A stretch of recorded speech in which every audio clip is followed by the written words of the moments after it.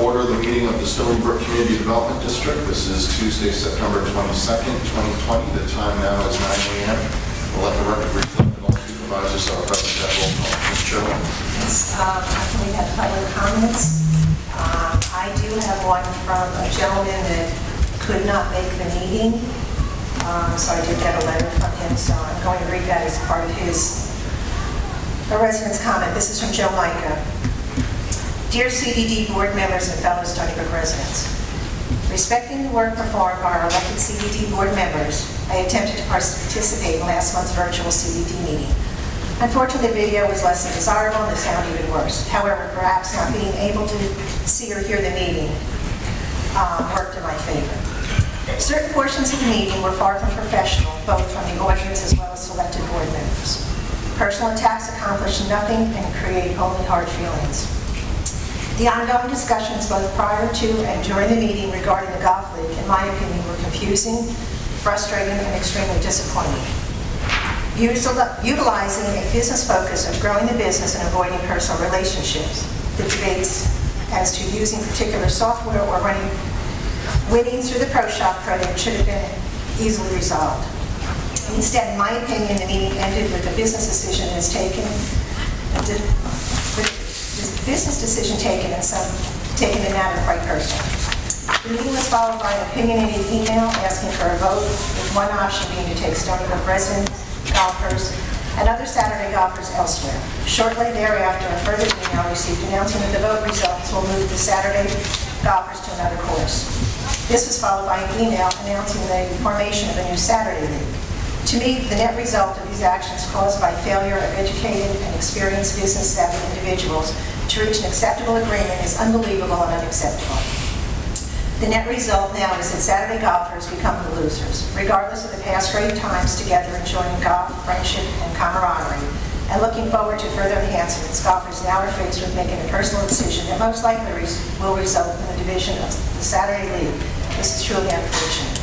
Don't we, as Stony Brook property owners, own a share of the golf course? Then removing all personal feelings and friendship from the decision-making process, why would a resident or anyone else drive by one of the best and well-maintained golf courses in Southwest Florida, play golf elsewhere, thereby potentially lowering the revenue in the course some of us partially own?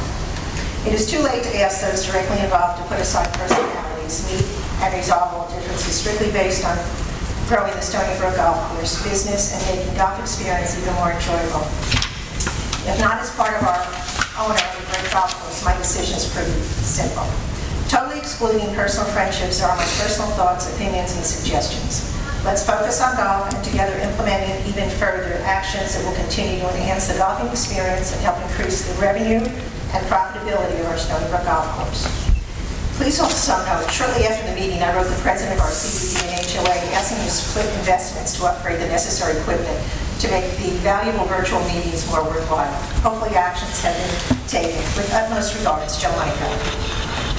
Chuck, I give you a copy of that. Yes, you did. Does any other residents? Billy.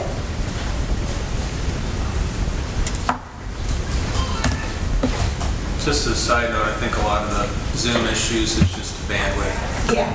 It's bandwidth issues. It's not anything to do with us. I mean, I see it in the business world too. Okay. You start getting a bunch of people logging in and And all of a sudden it cracks out. it's unfortunate, but Yes. it just is what it is. Okay, I'm sorry, Bill. That's okay. Okay. I've got two things this morning. First of all, Chuck, I believe you've got this letter about the dumping at the preserve out over here. When they were working on the road out here, the construction people tried to hide the debris they were dumping into our preserve and were being fined. So we're waiting for the fining letter, and since we do the maintenance of the preserve, I guess it falls upon the HOA to take care of the situation. I'm trying to work with somebody in the county government right now to find out who the supervisor from the county is for this road work, and we're going to try and get them in to pick it up because it'll cost a bundle to get it out of there. 5 different locations. They just didn't dump it. They spread it. Well, John and I went out and looked. Yeah, okay, you saw that too. I didn't know if you had gotten to that, but and then you've got a copy with the pictures and everything, Chuck? Yes. Okay. Second thing Who's finding us? Pardon? Who's finding us? In Florida, Southwest Florida, water management and zoning people. What they did The is... village is finding? No, it's Local Water Management District. Matt Brochus is the enforcement officer, and really all he did was issue a notice of violation for purposes of tracking the cleanup. There's no intentions to levy any fines. Okay. Well, the village has told us there's a letter coming from Stanley Knight, who is the zoning gentleman. Haven't talked to him, but we'll wait and see. But in the meantime, if I can get the name of who's ever in charge of this, we'll get on them, even if we go through the commission. The other thing I have, you graciously got, yes, go ahead. Before we go on that, I know John's guys have been keeping an eye out there. I know I tend to come in the back a lot just to see if there's any activity out there, if we're seeing any more dumping. So we're trying to be diligent. And I told Tammy, I saw that septic truck. Now, it's a septic truck, but it wasn't used for sewage. It was used for whatever, whatever that silt is. And I seen it coming, when I was coming from my house, heading west on the Horseshoe, I seen it, and the company was Florida Soul. And I told Tammy the name of that company, that you could see that stuff on the back of that truck, and they're right across from there, and I'm like, you know what? And then when I left again, that truck wasn't there, but they were still out there working, so I busted a U-turn and went down that little road to see if they were there to catch them in the act.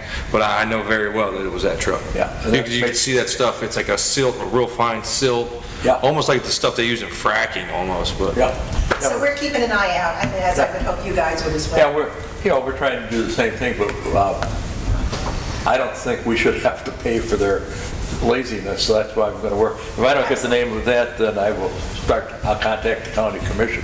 But the HOA will ride this one through, because basically it is our responsibility. Okay.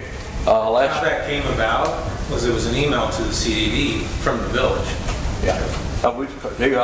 We've had correspondence from Stanley. That's why I was a little irritated if it was a village finding us, because basically a village worker saw this truck dumping, didn't take a picture of the truck, but came back and took pictures of what they dumped.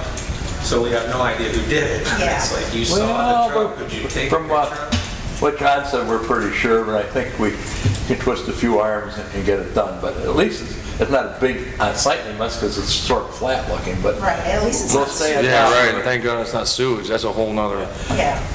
Well, I'm thinking about it. Chuck, I got a phone call the other day from some company, and they asked us how soon the 7-Eleven was going on the corner up here, of the back road. We haven't heard anything about it. I know there was talk a while back. We haven't heard anything either.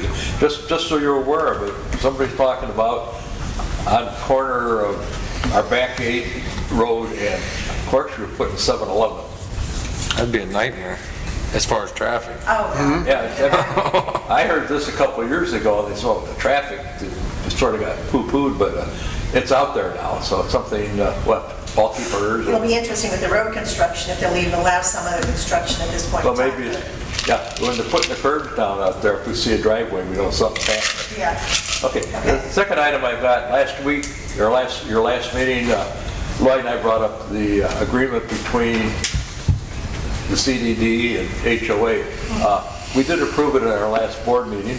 Okay. I have copies with me dated today. If you can do some action, I'll sign it. Okay. I just have to run through it with the other board members, the Yeah. highlights of it. So you got the 2 copies. Okay. Thank you. We'll take care of that later on in the meeting, so I've got to put it on the agenda, so we'll... Should we find out, Chuck, or- Sure. Okay. That was the perfect segue. We have a agreement between the HOA and the CDD about who is doing what and how we're maintaining it. The only changes that were made were Number 4, specifically the district is responsible for the maintenance of the roadways, landscaping, including debris clearing and debris removal caused by natural disasters. In order to maintain eligibility of the FEMA reimbursement in the event of a declared disaster, the association shall ensure that the gates are operational in compliance with protocols approved by the district and that permit general public access to the roadways. That's one of the things FEMA wanted, our regulation that we do have the gates open and things can work.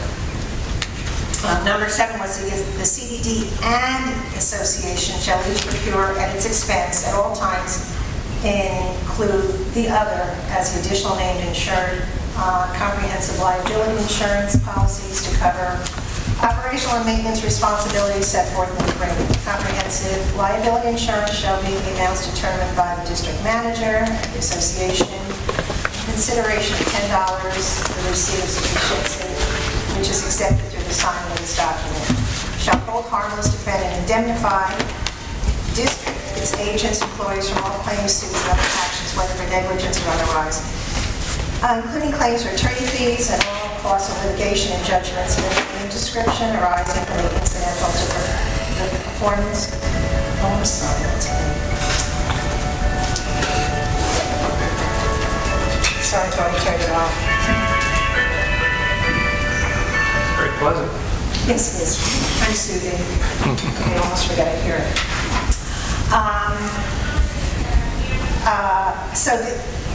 I had Dan Cox review this. I sat with Lloyd and Bill to go over this, so I think this is an agreement. And I think I each want to look over this and we'll sign it. But I think it's, and it's basically the same, it's just making sure that, we're all covered on both matters. The insurance language is standard. Yeah. That's just typical. The real mover and shaker was we needed to have something in the agreement with regards to the insurance. Roads being accessible by the general public as a part of the FEMA grant program because of the changes in 2018, and this addresses it. What we'll attach to this is a copy of today's Yeah, I just noticed it recently. ensuring that in fact that you in fact provide for general public access, and we'll just attach those as evidence to this agreement. So if we end up having to file for a grant reimbursement, this is something that the agents will ask for. And will you have the orders where the gates will be open? The information where the gates will be open in case of an emergency?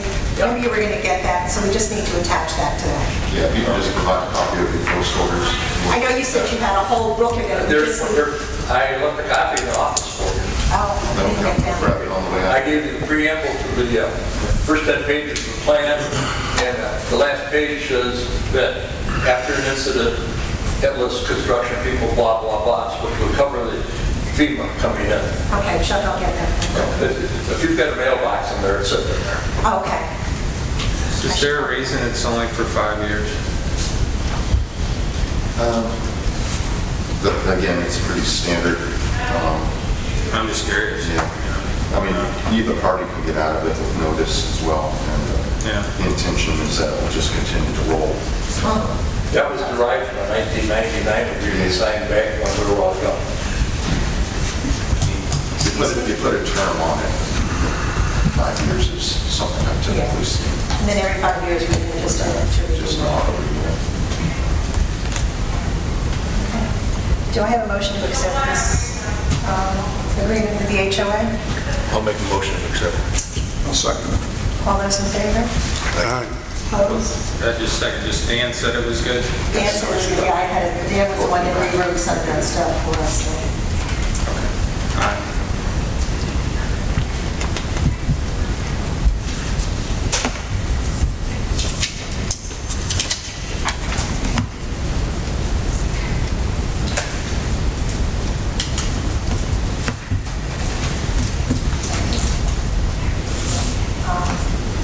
Okay.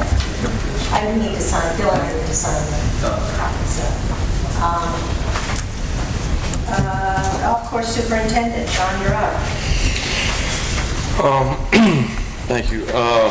First of all, I want to thank Jeff and his staff. They were more than accommodating for that tournament we had last Friday between the Everglades Inclusive Chapters. They did an amazing job.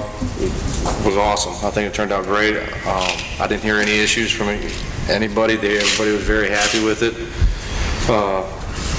Maybe look forward to doing it again in the future. Depending on how Jeff feels about that. Well, I feel real good about how much money they spent in beer. It was great. Yeah, good. So, yeah, that was awesome. I mean, everybody's really happy. And it worked out really great. I mean, I wish I could have had the course in a little bit better shape, but that rain that we'd gotten 11 days before, it is what it is. So I'd like to definitely retry at that. So we're mid-September, we're getting ready next month, when the budget changes, flowers, we're gonna be going in, we're gonna go with some white and red, impatiens.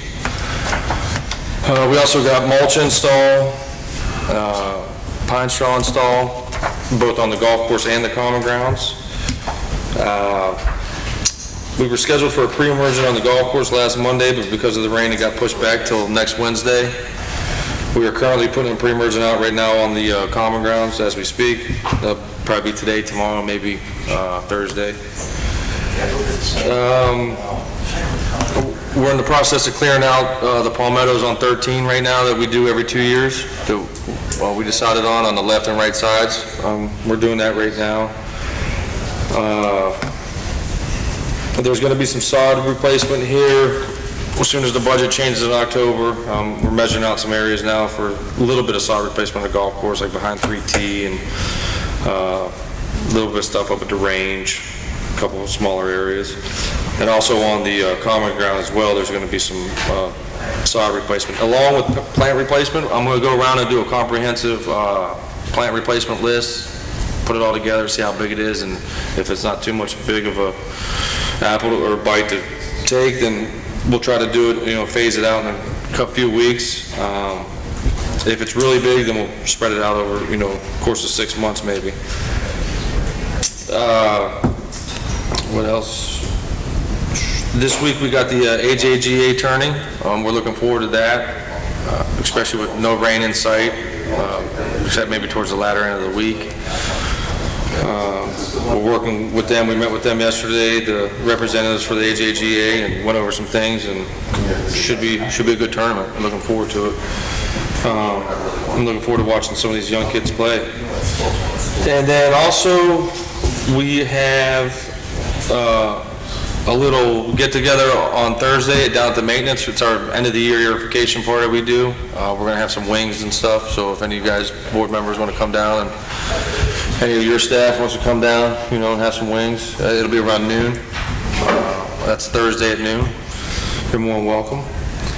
Other than that, we're just getting ready for, this is typically our busiest 4 months on the golf course as far as, the pine straw, the flowers, mulching, the weather change, flags, all the new stuff that we got to get, cups, flags, stakes and signs, all that kind of stuff, just getting ready for season. And just saying a small prayer that hopefully this COVID thing doesn't hold us back too much. I'm kind of nervous about that. It's we're walking into it unknown. And it's just expecting the worst, hoping for the best. I'm currently one down on staffing. Claudia, woman that was working for us, she went to somewhere over on Winkler. I forget the name of it. I'm going to keep her off the books until October 1st and just bring somebody in around October. Is that common or golf course? That was golf course. We're fully staffed on common grounds. Everything's going good there. Got another guy certified in spraying, so that's awesome. That gives it a little bit more flexibility. We have 3 people now that can do that. And that's it. We're just getting ready for season, getting ready for January 1. What color flags are we having this year? I had no intentions in changing it. I mean, I hadn't had any feedback, so I was going to keep them red and white with the flag. I think it'll kind of go good with the flowers too. I was thinking about that with the red and white flowers. Good. So, and I do want to get your opinion on one thing. I was planning on sodding the walk-ups to the driving range mats, but then as I was thinking about it, if we're going to get new mats, it'd probably be nice to have,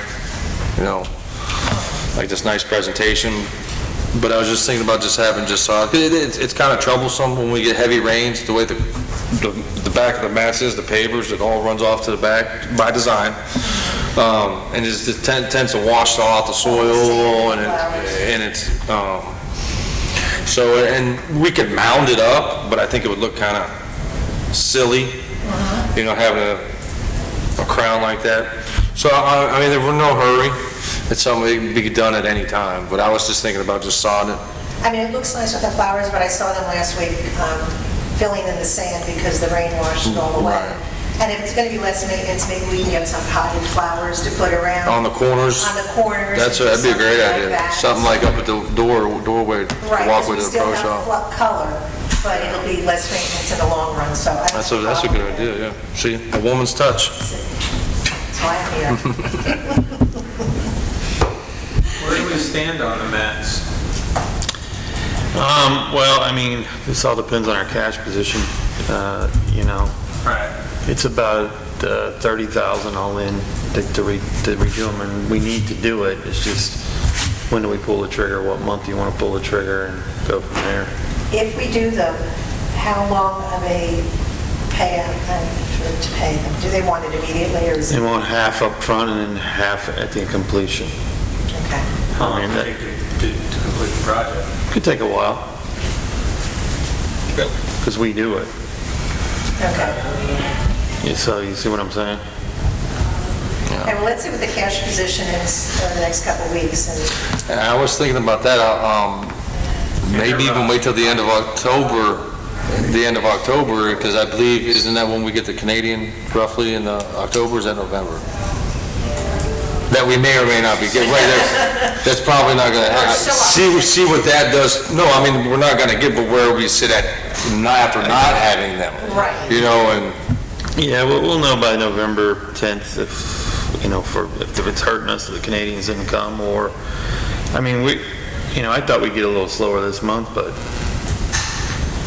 we're actually busier this weekend than we've been in a long time. well, I think the PGA pass, the fact that you're extending, that's number one. That's gonna help some.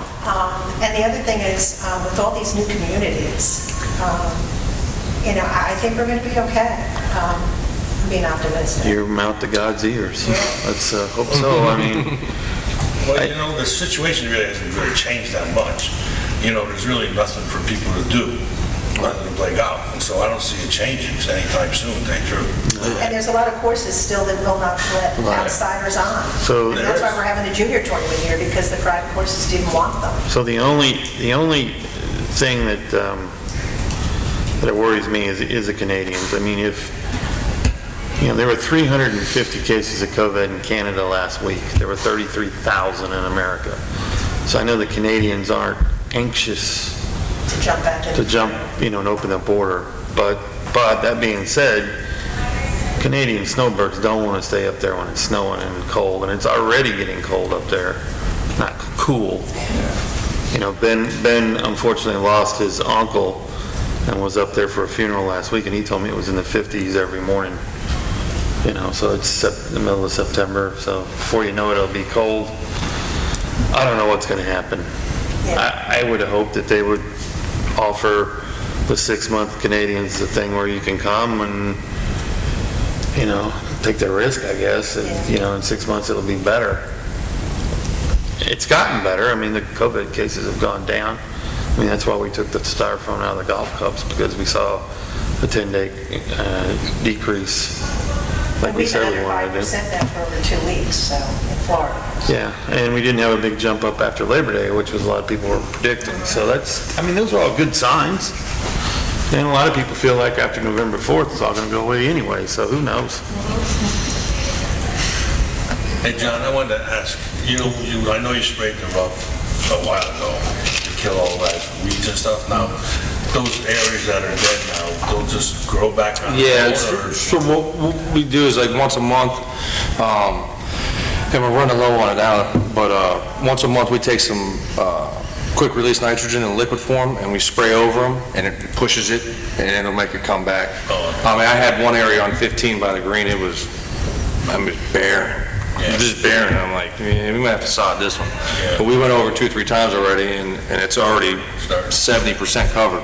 So just give it a little bit more time. I would say we're due to go out this next week and do that again, and we'll just do it monthly. I mean, I would say by the end of October, you should have total coverage, at least it'll be green again. You're still gonna have that mixture, and then next year we're gonna have to go back and, probably spray it again. It's a process. Cart pass, they got beat up with all that rain. They got beat up bad. No, I'm driving now, I sent some guys out yesterday on 3, we hustled right before that tournament to fill in some really bad areas, but we're still riding it now and finding some little areas there's some areas you just can't dodge them, and if you try to, you're in a worse area. 10's a perfect example. So it's funny you should say that, Mike. Me and John have been talking about that, we did the bunker renovation, and we're gonna go into our second year on that loan here soon. Once it's a 5-year loan, once it's paid off, maybe the idea would be go get another loan and do the cart paths, 1 through 18, all, completely. Yeah. For a couple of reasons. A, we don't get the washouts that we had, and then B, when we go cart path only, we can really go cart path only, because, we're on cart path only on 10, for example. The cart path was worse than parts of the fairway, but then when you try to go off the path, so you get stuck. We had golfers get stuck. I mean, it's an ugly situation. I don't know if anybody played yesterday. Number 8, I got roped off, went down in the wasteland, the waste area down there by the green, because there's a big opening. There's, the last oak tree, there's a small opening to the left, and then there's the one to the right. Well, there's a drain there, and it gets lake level, and it's just people going through. You can see all the ruts, so I had to, stake it off and force everybody to go around to the left, which is a much smaller area. But if it stays wet, even that area is going to eventually because it holds a little bit of water, so it'll eventually just get just as bad, and then you're, like Jeff said, what are you going to do? That should be our next project. Cart path only up to the midpoint of the fairway, then hop back on the fairway. Maybe to the point where we cut out a little bit of money and do 10 before we even go forward with that, Like we did with 1 and 18. Right, yeah, I mean, Let's take the ugly ones and see if we have enough money to do a couple of them. Yeah. And then get the bulk of it to do the rest of them. But I think that's a priority project, because, it's Even on 8, it's ugly. You can see where they've Right. gone on the grass. and, if you want to have the idea would be to have a top public facility. I mean, you need to be able to have cart paths all the way around, I think, to maintain that look. Because every time they get off the path, or they go the wrong way or do something, you get, that's how he gets weeds. This causes all kinds of issues, like it's a compound problem. So. And with that being said, too, when it comes time for that, when we put that cart path in, now you can notice on some of the paths now as they sit, how much higher the edges are than the actual path. So I think the best way to go about it would to be lay the path and remove any excess material. We could do that. It would take a while to be a project, but I think bringing in extra material to build up to where it needs and then put 4 inches of concrete, that's just going to drive the price a lot higher, because there's a lot of spots. 10's one of the worst areas. In the meantime, like number 1, when you get its cart path only down by the oak tree on the left, probably the midpoint of the fairway, there's a low area and it holds water. I mean, we can go in there and fill that and try to get that water to push each way, and you just thin it out, So number 2 is another problem. Since we changed that area up there where the bunkers were, when we get them heavy rains going towards the green on that downslope, it just washes out and goes all down into the preserve there. And I mean, I can't put a draining into the preserve. And the nearest drain for that area is, probably 100, 200 feet away. It's not in a great location. So in the meantime, what we're going to do is we're going to add some material and kind of berm it up a little bit and just force that water to take that material down farther into the path where we can clean it up. At least it'll be there to clean up instead of down in the ditch, and we can't have access to it. Well, that's something we'll have to look into. Right, that's down the road. Take this off. In the meantime, we're just going to have to Band-Aid it. Yeah. And that's really all I got. John, was that your driver floating on 50? No, it wasn't, because the guy that I bought it from said it would float, and so I was lied to. I lightly tossed it aside and it fell down in there. Well, I figured I'd get it on Monday. It was my last hole anyway, so. So I'm in the market for a new driver.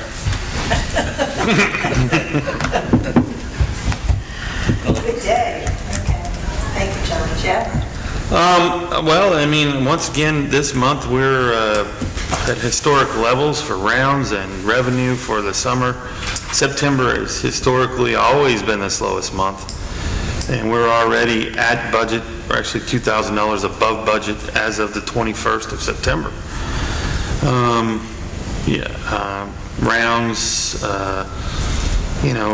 John's outing helped a lot as far as snack bar, and it's been a really good month, surprisingly. The weekend was really good. We averaged about 130 for the weekend. So, despite the weekend before having the rain and kind of, lost a couple days, we're a couple days down from where we were, but we're doing pretty good there. I am, as spoken before, I am concerned about what's going to happen if our Canadian friends don't come. I'm looking at October and sweating a little bit, but we'll see. To Mike's point, there's not a lot to do still. At some point, I think we need to look at, are we going to continue to offer single rider carts? At what point does that get cut off? Or do we just continue to offer it as long as there's threat of a virus? Secondly, I think that maybe in season, do we look at going back to crossovers? The 10-minute tee times are great, the pace of play is great, the golf course works really well, but will we reach our revenue numbers?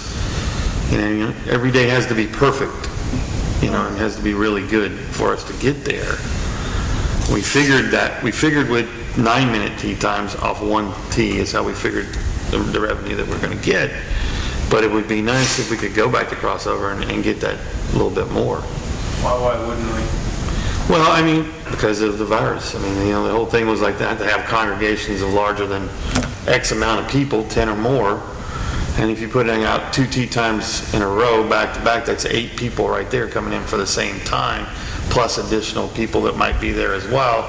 So that's kind of the reason that we went to single first tee times, was to kind of cut down congregation. We did our first shotgun that we've done in 6 months on Friday with John's guys. They all chose to ride together, and the carts weren't, they weren't close, but they weren't exactly. They were probably 6 feet apart, but still, we did a shotgun start. Do you have enough Knock time? on wood, we haven't had any outbreak. You haven't heard anybody sick, have you? No. So, Would you have enough carts doing crossovers? yeah, they'd have to be 2 a car. Well, That would be the That's a difficult. single carts and crossovers. you couldn't. You can't do single carts in a crossover either. That was the other thing. That's the other reason why we went to it.